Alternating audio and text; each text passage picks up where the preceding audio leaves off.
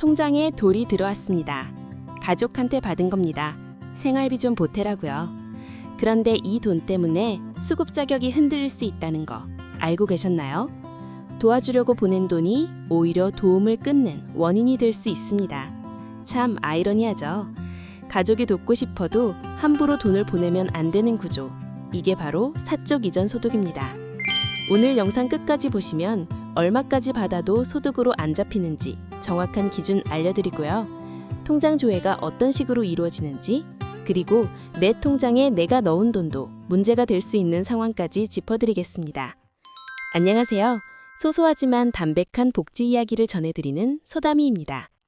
먼저 사적 이전 소득이 뭔지부터 정리하겠습니다.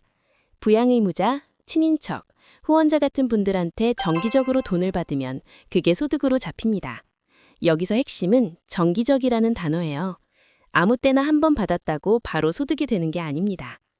정기적이라는 기준이 뭐냐면 최근 1년 동안 6회 이상 돈을 받은 경우입니다. 1년에 6번 이상이면 정기 지원으로 봅니다. 그러면 소득으로 반영이 되는 거죠. 그런데 6번 받았다고 받은 돈 전부가 소득이 되는 건 아닙니다. 여기에 공제 기준이 있어요. 매달 받는 금의 대합기가 내 가구의 기준 중위소득 15%를 넘으면 넘는 금액만 소득으로 잡힙니다. 15% 이하는 괜찮단 얘기예요. 이게 참 중요한 부분인데요. 많은 분들이 받은 돈 전액이 소득으로 잡히는 줄 알고 가족한테 돈 보내지 말라고 합니다. 하지만 실제로는 기존 중위소득 15% 이하까지는 받아도 소득에 반영되지 않습니다. 그럼 구체적으로 얼마까지 괜찮은 건지 정확한 금액이 궁금하실 거예요. 좋아요 눌러주시면 바로 알려드릴게요. 2026년 기준으로 1인 가구는 월 약 38만 4천 원까지, 2인 가구는 약 63만 원까지 사적 이전 소득으로 반영되지 않습니다. 이 금액 이하로 받고 계시다면 걱정 안 하셔도 됩니다.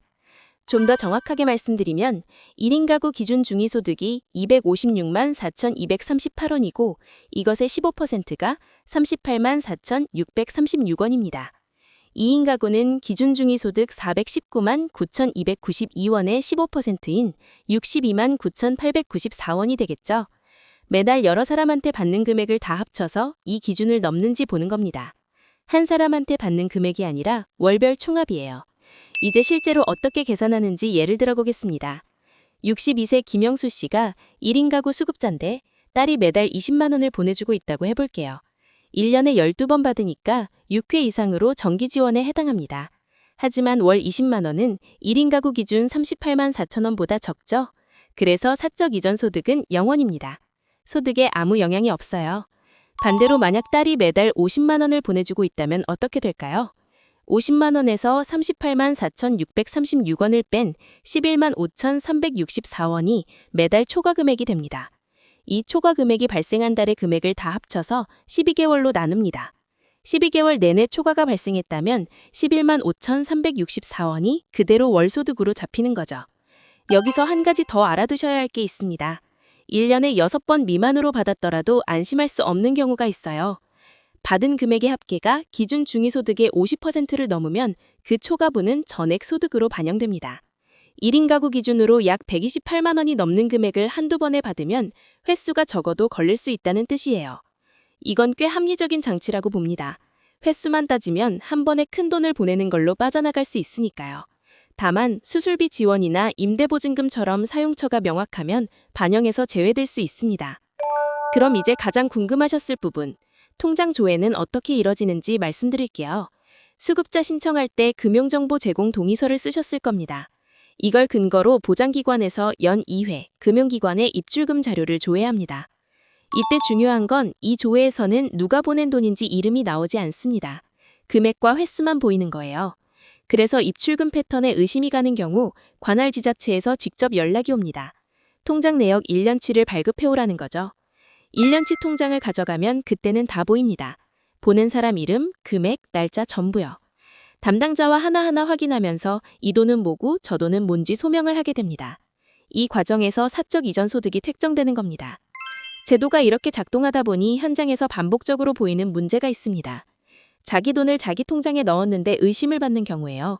예를 들어 현금을 모아뒀다가 한꺼번에 입금하거나 다른 통장에서 옮기면서 메모를 남기지 않은 경우요. 기관 입장에서는 출처 불명의 입금으로 보일 수밖에 없습니다. 원칙적으로 본인이 본인 통장에 넣은 돈은 사적 이전 소득이 아닙니다. 하지만 매달 일정한 금액이 꾸준히 입금되거나 큰 금액이 수시로 들어오면 소명이 필요해집니다. 증빙 자료를 내지 못하면 사적 이전 소득 또는 확인 소득으로 잡힐 수 있습니다. 현실적인 조언을 하나 드리자면 자기 돈을 입금할 때는 메모란에 본인 입금이라고 남겨두시고 가능하면 같은 은행 계좌 간 이체로 기록을 남기시는 게 좋습니다. 나중에 소명할 때 훨씬 수월해집니다. 그리고 사적 이전 소득이 한번 책정됐다고 영원히 유지되는 건 아닙니다. 부과된 날로부터 1년 이내에만 유효하고 1년이 지난 뒤 재조사에서 더 이상 지원받는 사실이 확인되지 않으면 즉시 삭제됩니다. 또한 최근 1년간 지원 횟수가 6회 미만이면서 반영 금액의 합이 기준 중위소득 50% 이하이면 그 조사월부터 삭제가 가능합니다. 지원하던 사람이 교도소에 들어갔다거나 경제적으로 지원이 어려워진 게 명확하면 바로 삭제되기도 합니다. 상황이 바뀌었다면 반드시 보장기관에 알려주셔야 해요. 오늘 핵심만 정리하면 이렇습니다. 사적 이전 소득은 1년에 6회 이상 받을 때 정기 지원으로 보고 월별 합계가 기준 중위소득 15%를 넘는 초과분만 소득으로 잡힙니다. 1인 가구 기준 월 약 38만 원까지는 괜찮고요. 본인 돈 입금은 원래 소득이 아니지만 소명 못하면 잡힐 수 있으니 기록을 남기시는 게 좋습니다. 수급자분들이 가장 불안해하시는 게 통장조회 문제인데 기준을 정확히 알고 있으면 필요 이상으로 걱정하실 필요가 없습니다. 오히려 가족 도움을 무조건 거부하다가 생활이 더 어려워지시는 분들을 봐왔거든요. 기준 안에서는 받으셔도 됩니다. 혹시 주변에 이런 고민하시는 분이 되시면 이 영상 한번 공유해주세요. 정확한 기준을 아는 것만으로도 한결 마음이 편해지실 겁니다. 아직 구독 안 하신 분들은 구독 눌러주시면 복지 관련 소식 놓치지 않으실 수 있습니다. 소담이었습니다.